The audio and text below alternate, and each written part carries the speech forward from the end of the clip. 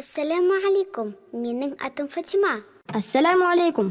Кел екеуміз мұсылманның басты сұрақтарына жауап беріп үйренейік. Мен сұрақ қоямын. Фатима атты сұлулығы көз тартар бұл қуыршақтар кішкене қыздарға әр мұсылман білуі тиіс пайдалы білім береді. Бүлдіршін онымен бірге қайталап, қысқа сүрелерді емін-еркін жаттап алады. Әрі Алланың 99 көркем есімін үйренеді. Фатима Құран айтады. Күшті. Адам кез келген мұсылмандарға Бисмиллахир-рахманир-рахим айтады. Ияка набуду ва ияка настаин.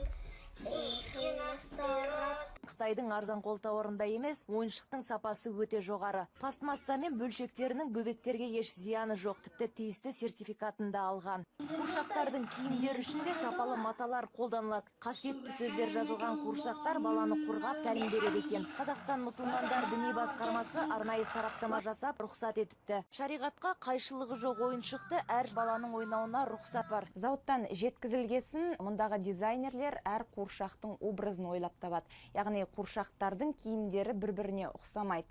Көздің жауын аларлық көйлектер тек бір данамен тігіліп, ешқашан қайталанбайды. Айдана Мейрамбайқызы, Рашид Шүкірәлиев,